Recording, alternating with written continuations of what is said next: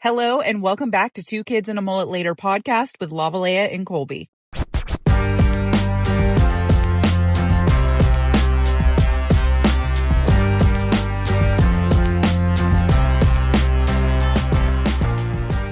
Welcome back to Two Kids and a Mullet Later podcast. It has been a hot minute. Not really. It's been a week. First off, I just want to say thank you all so much for understanding and sticking around with us because we had a lot going on these last couple of weeks, so it was a little hectic. We moved to a new RV spot. Colby is starting a new job. Lots of different things. Pote! I need a few more days off. But you've been off for a month. And? The fuck? I'm trying to live how the normal folks live. Fuck. I just want to get paid for nothing. Don't we all? Come on, rob a bank. If you rob a bank and you get caught, that's 10 years. If you get away with it, shit. The fact that you know that means you've looked it up. So you're incriminating yourself here. I will say that I'm a little excited to get back to packing your lunches and doing your breakfast. I'm not excited to wake up early, but I feel like that's all I've known. So today's episode is called Loving Imperfectly. We're going to kind of be touching on learning your partner's love languages and also loving through differences between you two. Because I am a firm believer that you don't necessarily have to be a perfect person before you can find love or you can find a good partner. Ain't nobody perfect. Unless you're a welder. Then here we go. We're the greatest gift to this fucking world. This earth. This earth. This earth. Earth. I mean, I'm just saying I was pretty close to perfect when you met me, but you got off lucky. You weren't nowhere near perfect. You were beyond it. You saved yourself, bitch. You saved yourself. I'm about to spit in your food tomorrow. Please? Oh, God. Is there a moment that you can think of where you felt like either you or me, misunderstood each other's love or the way we showed love to each other? Yeah. First couple Valentine's days and shit. That was gonna be mine too. You were thinking of the same thing. I feel like I show love just why I gotta do something just for one special day, It's only special because somebody else said it was. I love you, girl. I ain't never gonna stop loving you, girl. And I feel like that's how I show love, through doing things. Acts of service, for sure. I ain't no fucking butler now. I ain't servicing shit. Okay, Jenkins. I mean, I feel like we've talked about this in a previous episode where, I've come to learn that you're just not a gift giver. I don't think it's just with love either. I think that, you don't view material things or monetary value as super important. Now learning that from you, I've actually started to kind of phase into that as well, to where I don't look at those things as this is the amount that person cares about me. Yeah. Is equal to the amount you spent or things like that. But whenever I was younger, I feel like I was so dead set on that. And I wanted you to get me the most expensive ring and the most expensive, gifts. I remember being so secretly upset at you because I would, my friends would come and show me all the expensive things that their guys got them. And I'd be like, oh, well, Colby didn't do that for me. Does that mean he doesn't really love me that much? Well, look at him now. Yeah. Single. I was going to say, and most of those people are not together anymore. It was such a mind fuck, I feel like to realize that monetary value does not equal love. To be honest, consumerism, we're going to get into it. Consumerism has really just latched on to people and have really made them think that. Oh, yeah, 100%. And I think it also goes with social media. People always showing oh, my husband went out and bought me this. First of all, I was just thinking about this the other day. Sorry. The people who post these videos and are my husband surprised me with a new car or my husband surprised me with a house and stuff like that. I wouldn't know how to make those type of decisions without including you in them. I feel like you also are like that where you want to make sure it's something that I actually want before you go and just get it. So like these people, I almost wonder, like, is it that they just know their person so well or so confident in their choice, or that they just really don't care if they like it or not? Here's something expensive. Like, Well, yeah, I feel like that's also part of it. Like, say you get this bitch a house, right? Without her knowing. How you know she even likes that motherfucking house? right. That's my thought. But, ooh, they did it.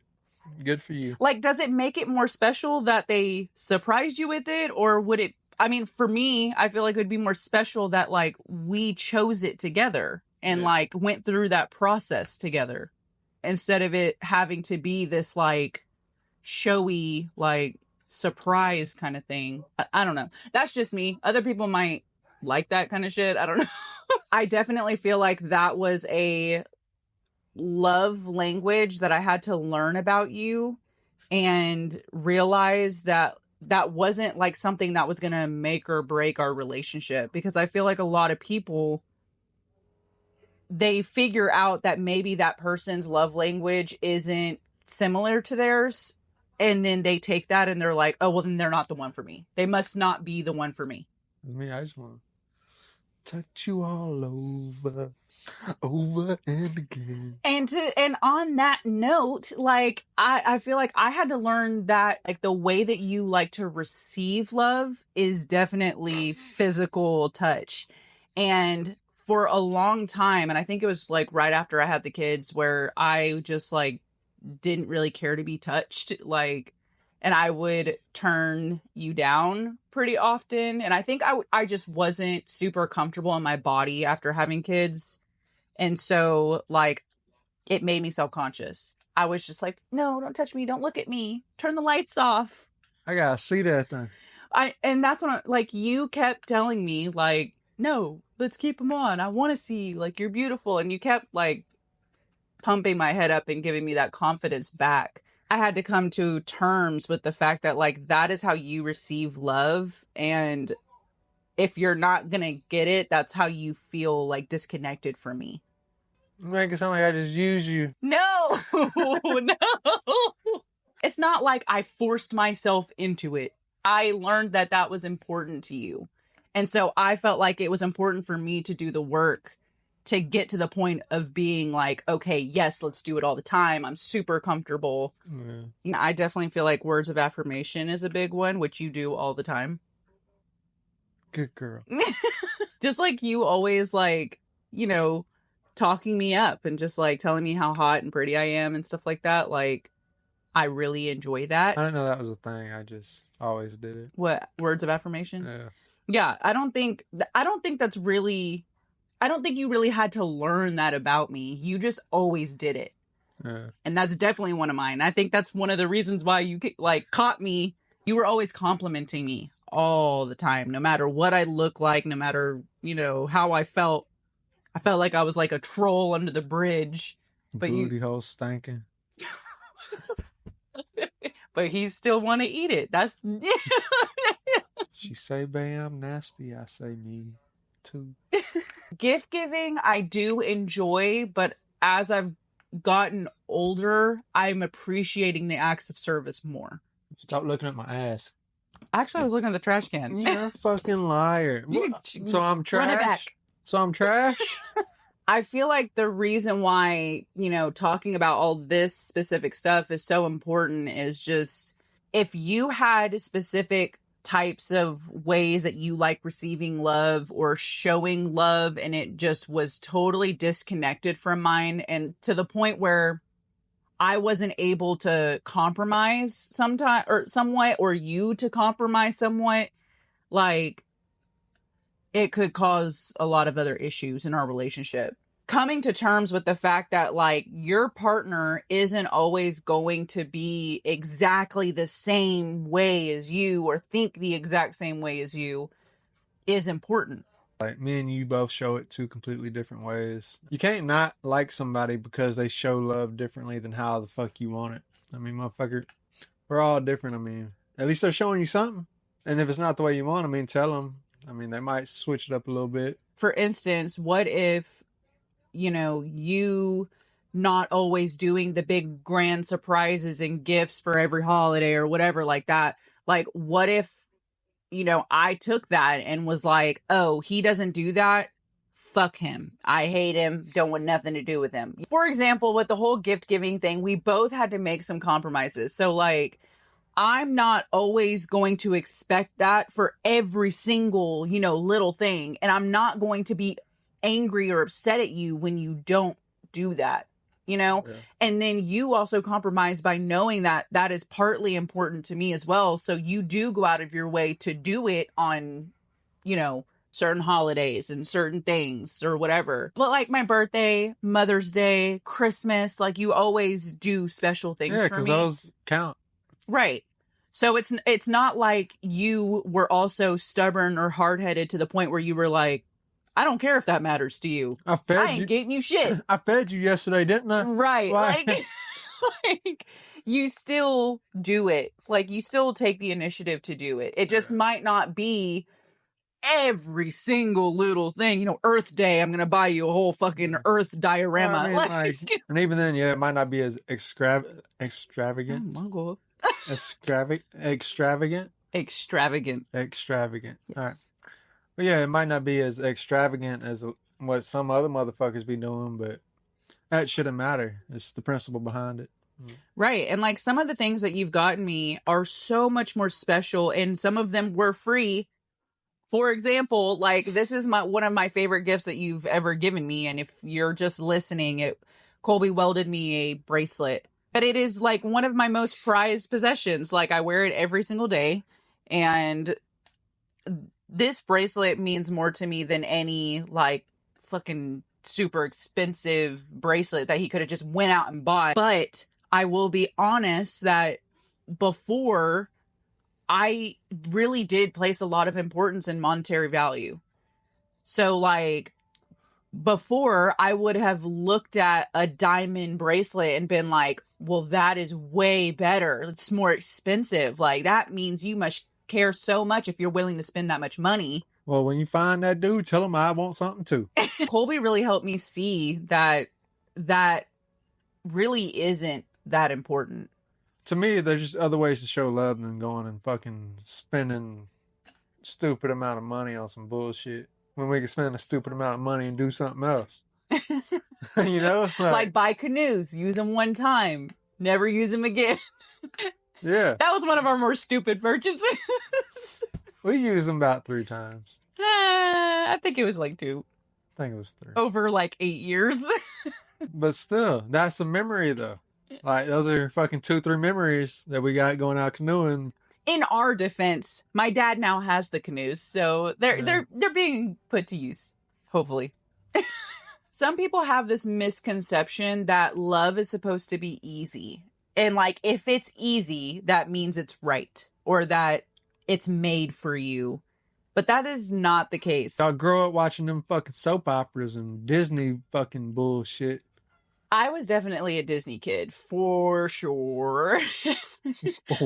I am still I consider myself a Disney adult, but not like super far to where I'm like wearing Disney or Mickey ears around the house and stuff, but like. Only on the cruise? I did wear them on the cruise, yes. And I will jam some like Disney karaoke in the car.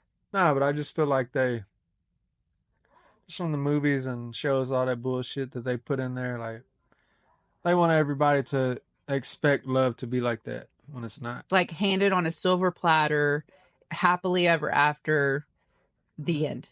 And it's not like that at all, actually. One of the realest fucking Disney movies was motherfucking Pocahontas, boy. Oh, there wasn't no happy ending in that motherfucker.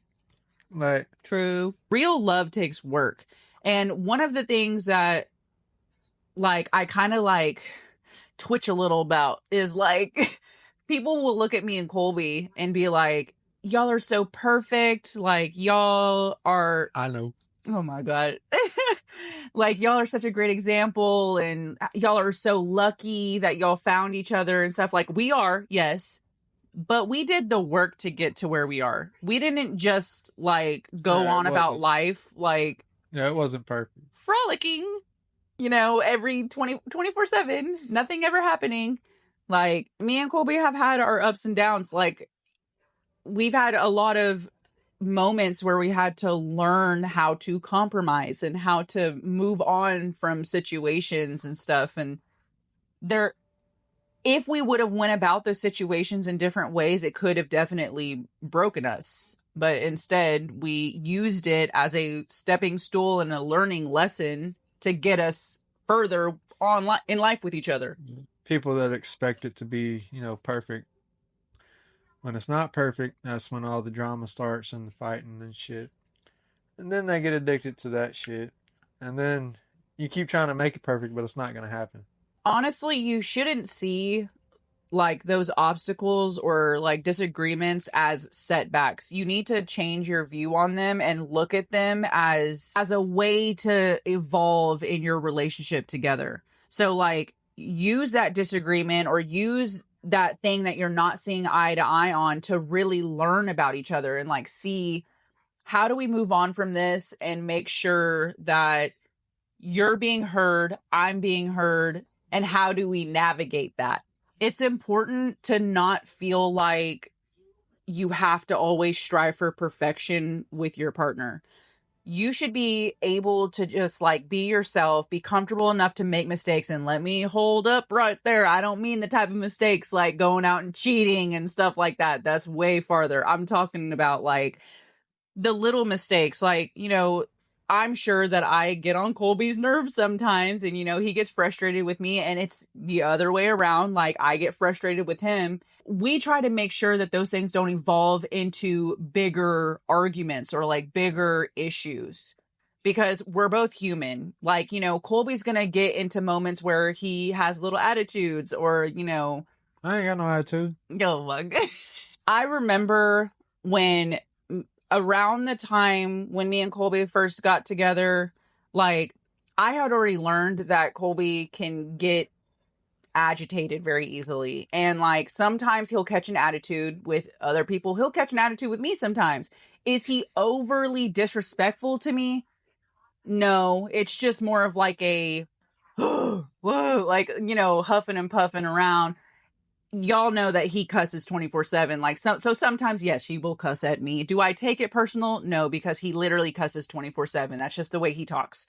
But I remember whenever we went to my parents' house, and it was the first time I think that my sister had really heard us like dogging on each other, because that's the thing. It's like Colby will cuss at me, but I'm cussing back. Like, we're just talking shit to each other. And sometimes it's not even coming out of like negativity. Like sometimes we literally just cuss at each other. Like shut the fuck up. Like, we just talk to each other like that. Like almost kind of like, I'm not going to say brother or sister. People are going to start with the fucking shit of us looking like.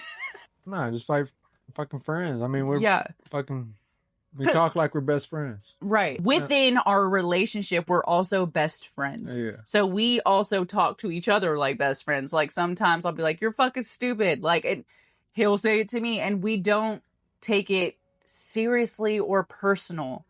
That's just how we work.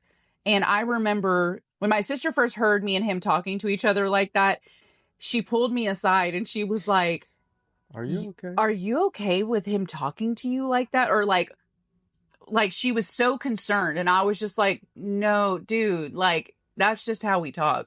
Like, it's not serious. It's not, anything like that. There are some times where Colby talks the same way, but it's coming from like an agitated emotion and like upset. And in those moments, once again, I don't take it personally and I just let him have space.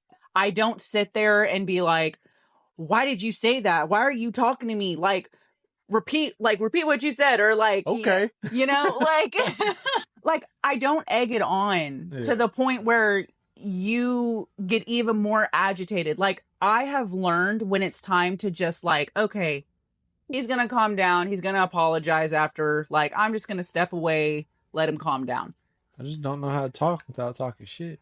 Yeah. Like Colby's just a shit talker. Like, and in the beginning of me and his relationship, like, I wasn't used to that. Like, Colby's whole family is shit talkers and my family is not. Like, my family is very like, I don't know the word. Like, that's like y'all seen the memes. My mama's side of the family, my daddy's side of the family. Like the mama side's all like nice and proper. oh yeah, yeah, The yeah, daddy yeah. side's all No, wow. literally. Like, y'all, I grew up Mormon. So, like, we didn't cuss in my household. Like, we never cussed in front of my parents, like anything like that. And so, me and Colby are very opposites in that. And I think it's like so liberating to be able to just talk however I want. Yeah, and to, fuck you. yeah, fuck you, motherfucker. And so, like, I enjoy it, whatever. Anyway, ADHD, I'm like going off on a tangent. But back to what I was saying, it's just like in the beginning of me and Colby's relationship, when he would get agitated and cuss and whatever, I didn't know how to navigate that. I think I just wasn't used to it. So, like, I didn't know how to emotionally handle it, and I would get my feelings hurt a lot easier. And then it got to the point where I was like, this motherfucker, he ain't even being serious. Like, I don't know. Like, some people, when they get upset, they say stupid things and like whatever. There is a line where, you just don't cross. Like, Colby would never tell me to get the fuck out of the house or pack my shit or anything like that. Like, it's just more of like he might call me a bitch. That's Call cool. everybody a bitch. But he calls everybody a bitch. He calls me a bitch and I'm like, okay, fuck you. And then I'll just walk away. I love you, but fuck you. Which, like, gets into kind of like, the next thing that I want to talk about is like when moments like that happen and, I get agitated with him, he gets agitated with me, I might say, fuck you. He might call me a bitch. Even after that, like, we don't hold grudges against each other. Like, I could be upset at Colby, but I'm still going to pack his lunch. I'm still going to make him breakfast. I'm still going to do his laundry. I'm still going to, give him a kiss before we go to bed. I might be like, do it with a little attitude, but I'm not going to completely like cut off my love from him because I know that in those moments, they're just like little hiccups and we'll be over it. Like, but that's the thing. Like, me and you know how each other are, so it's not like we take it with a grain of salt. Like, I mean, well, okay, he's mad. He's talking shit. He'll be back saying sorry, blah blah blah. But it's nothing like serious, It's just like one of us gets a little aggravated and be like, "Oh fuck, I'm trying to do it."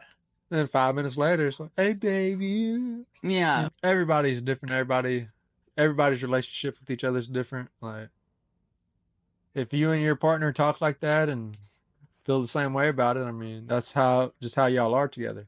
Yeah, some people are gonna get fucking butt hurt. Like, you just cussed at me.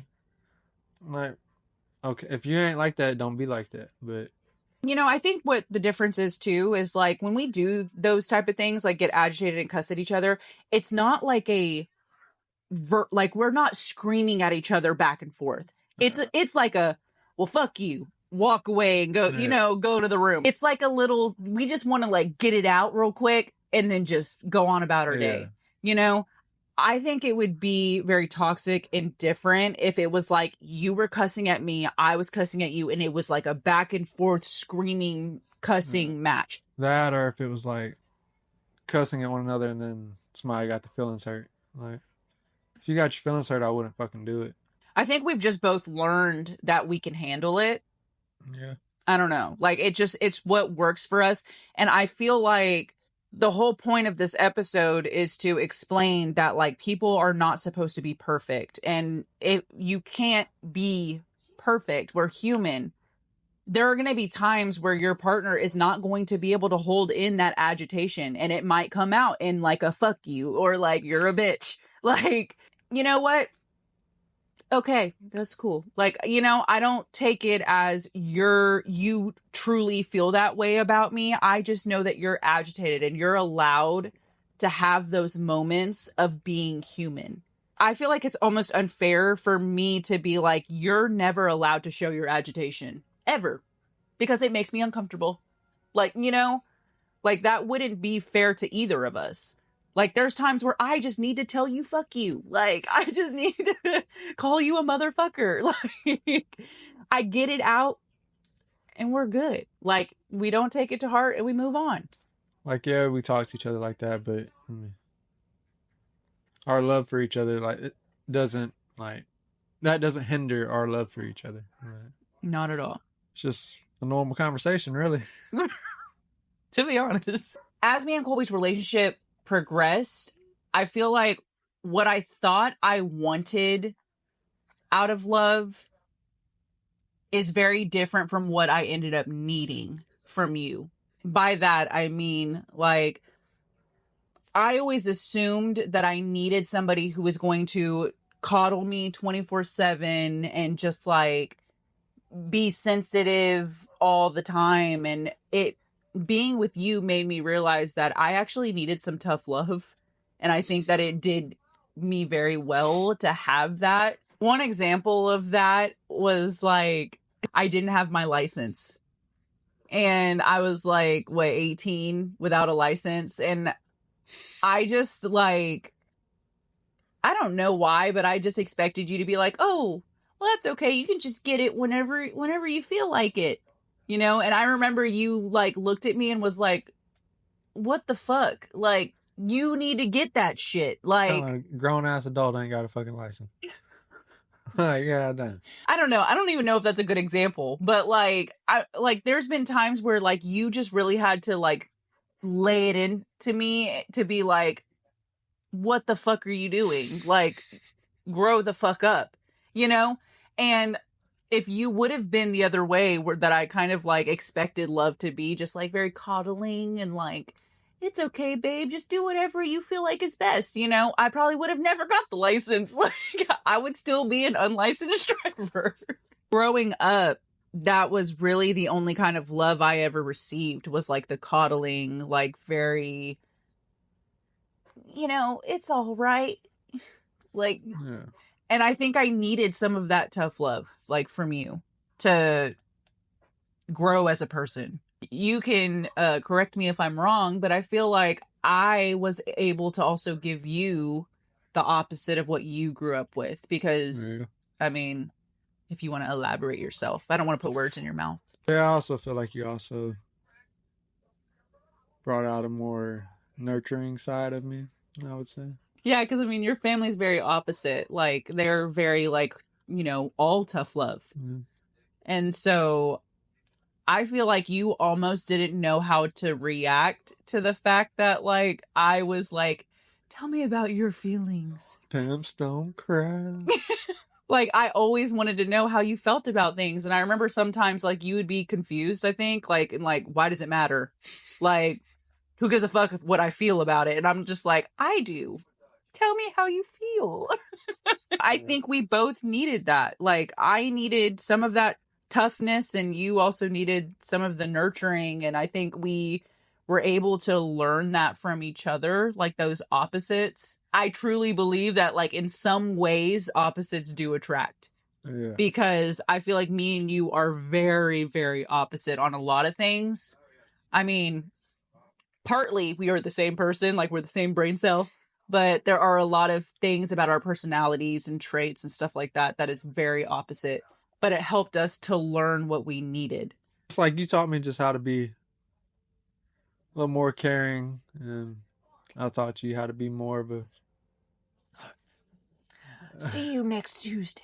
I'm still working on it. We definitely helped each other evolve as people. I feel like I've taught you, like, I mean, if you got something to say, fucking say it. All right, don't be quiet about it. I mean, yeah, you still do it. But, yeah, it's really hard. Yeah, but I mean, you've gotten a hell of a lot better at it, though. Like, yeah. I could be way more of a bitch. But it's just so hard. And I mean, you definitely taught me, like, how to tone it back. And I feel like one example of that is, like, you were quick to pop off with anyone. Like, anyone and everyone over anything. And, like, I remember I used to get so much anxiety when we would go out in public to places, because I was like, oh my God, they're going to say something and he's going to pop the fuck up. And, like, again, I grew up from a very non-confrontational family, so I'm not used to confrontation. And confrontation really, like, doesn't bother me, but it does give me anxiety. Yeah. And I remember you used to give me so much anxiety when we would go out places, like to the point where I was like, we are not going to any bars. We're not going to any clubs because this motherfucker's going to pop the fuck off at somebody. Over time, though, I feel like you have definitely learned to, like, you know, it's not that serious. Like, they might have done something that's a little stupid, but like, whatever. Like, we're going to go have fun. Yeah. I mean, if it's like super, I know you have a limit though. The limit is still a little low, but if someone does something really stupid and disrespectful, you will pop the fuck off. But you've allowed yourself to like calm it down a little. I think because I don't know if it's for your own personal reasons or if it's because you know how uncomfortable it makes me. No, because you be getting on my nerves. I know. I'm always like, babe, Fucking calm shit. down. I'm like, babe, stop. And in reverse, he's also taught me that like some things you shouldn't let go. Because before Colby, I used to let everything go. People could walk all over me. People could disrespect me. And I would just sit there smiling like, it's okay. You're just a person. You know, I always try to see the good in everybody, and I don't want to lose that completely, but I do think that it was so bad to the point where I was just letting people disrespect the fuck out of me and be okay with it. Yeah. And you have definitely taught me, like, no, like, you're not going to let them disrespect you like that. Like, you're important. Your feelings are important. Talking to my boy all wrong. Yeah, I feel like I chilled out. You definitely have chilled out. I mean, as long as it ain't directly affecting me, whatever. As soon as you got something to say or you want to do some dumb shit, okay. Don't get me wrong. Colby will still pop the fuck off. Okay? I used to do dumb shit, bro. I swear to God. I was just always real quick to fucking... Because I feel like I can't talk. Like, so I just... When you get mad. Yeah, so fuck it, let's get it. Because look, if I argue with you, I'm going to feel like I'm stupid. And then I'm going to have to hit you in your shit. So let's just get past me feeling stupid and just... Just hit them in their shit. Yeah. You know, there's those people that like say they can fight and like they usually can't fight because they say like they're always telling people that. Like Colby never told me he could fight. Other people always told me that, like his siblings and like his friends and stuff. And I was like, okay, like, sure. Until I saw Colby fight. And I watched him drop a motherfucker that was like 6 times his size with one hit, his knees folded. I was like, what the fuck? Motherfucker grabbed me. So that was his fault. I'm big as fuck for no reason. Get dropped by a little bitty white boy. Now look at you. You're on the ground. Stupid. Yeah, after that, I was like, okay, guess they weren't lying. He got some hands. I'll give him that. He put his hands on me. True. It was self-defense. Like that motherfucker tried to sling me around like a fucking rag doll. Nope. You're more of a talker, like in everyday life in general. If y'all haven't noticed by now, I'm a yapper. Like me, I'm more like reserved and You're shit. very stoic. Whatever. Our differences definitely strengthened our connection, for sure. Oh, yeah. In our relationship. Because we also, like, we play off of each other. Like, whenever one of us is acting one way, the other one, like, comes in to get him out of that funk or whatever. And, like, balance it. Yeah, yeah. It's like we're fire and ice, but in the sense of, like, he warms me up, I cool him down. Like, it's not like we're such fire and ice to the point where we can't be around each other. I'm rubber, you're glue. Whatever you say to me bounces off of me and sticks to you. Like, if we were both the fire, we would just light everything on fire, you know? I don't know. Like, and then if we were both ice, like, we would just not talk to each other ever and would be roommates. Like, one thing, like, you shouldn't have to change yourself for somebody to love you. I mean, yeah, some people are a little fucked off and they do need some fixing on themselves, but You don't want to change who you genuinely are as a person just to get somebody to like you or love you and shit like that. Compromising is one thing, but totally like changing, like you said, your genuine personality, your genuine likes and dislikes, that's where it kind of, you know, becomes unhealthy. Yeah. Or maybe that's not the right person for you. You shouldn't just totally lose who you are at your core because of somebody else. Yeah. And a lot of people do that though, and that's why they ain't fucking happy.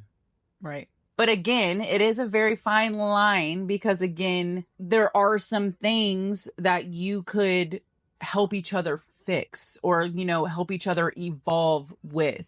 Yeah. Unless they're just a genuine piece of shit, then fuck them. Yeah. But I think it's unfair to say that people are required to be 100% healed from every past trauma they've ever had before they are worthy of finding love. I don't think anyone will ever be at that point. Like, there will always be something that you can heal from. There's always going to be some type of internal reflection that you can do to help yourself become a better person. Yeah. And so if you are sitting there and you're single and you're like, yeah, but I have all this unhealed trauma, or I have like all this baggage, as people like to say sometimes, like I can't even think about finding a partner, or I can't, find true love until all of that is gone. Like, that's unfair to yourself, because it could be a situation of you could find the right person that will help you and hold your hand through healing that trauma and helping you see different sides of something that maybe that you don't see yourself. I mean, there were a lot of things that I was definitely unhealed from whenever me and Colby got together. And there are still things that I'm not healed from that I'm having to learn and, navigate. And Colby was there for me through all of that. Like, he was there to support me. He was there to hold my hand and to remind me that I had the strength to keep going and to keep healing from those things. Because at the end of the day, you just want to find somebody that's going to actually be there for you, and somebody that actually cares about you, and somebody that's going to do whatever it takes to help you be the best you could be and help you navigate your way through life. And somebody who truly loves you is not going to expect perfection from you. Like, they're going to see that you have these things that, might be the darker sides of you that you need to have help with and to change. And they'll be fine with being that supporter for you while you do those things. I think a very important part of that, like being the person that is the supporter, is you have to give them a lot of acceptance and a lot of patience through those things, because I know that there's probably been times where Colby has probably been like, dang, this again, like we're going through this again, but some of the things that I've had to heal and learn from, like it, first of all, healing is not linear. And that is something that I really, really had to like bash into my brain. Like, because I remember I would get so upset. And even to this day, like I get so upset sometimes when I see myself falling back into old patterns and just like redoing certain things that like I thought I healed from fully. And I would be so disappointed in myself. But learning the fact that, again, healing is not linear. Like, you're going to have times where you do feel like you're fully healed and like everything's great and, don't got to worry about that anymore. And then you might hit a little plateau and some old things might come up and you're going to have to navigate that. And Colby is always there to help me navigate those things and to ride out the storm. Nothing's easy, and nothing like fixing something ain't gonna be fucking quick. Like, it takes time and effort. I keep on keeping on. Yeah, people can be better, but you're the best you can be at this point in time. So accept it, roll with it, live your fucking life. People gotta think like nobody's perfect. I mean, yeah, you might be perfect to me, You might not see yourself that way, but to me, you are perfect. But then again, nobody is fucking picture perfect, you know? And like Colby has said before, like, don't become complacent. Like, as long as you are continuously striving to be better and to be, you know, a good partner, that doesn't mean that you're striving for perfection. It just means that you're striving to always, you know, make them happy, be in love, keep the spark alive, things like that. If you're constantly working on that and showing the love between you and your partner is important to you, that's enough. We want to thank y'all for tuning in, watching, listening, all that, this and the above. We're still working on this Yeah. shit. Yeah, we're still figuring this shit out. But yeah, thank y'all. I mean, tune in again next week, see what we got going on. Drop us a comment or a message about Yeah. any topics, shit like that. We're back and we're better than ever. See y'all next week. Bye.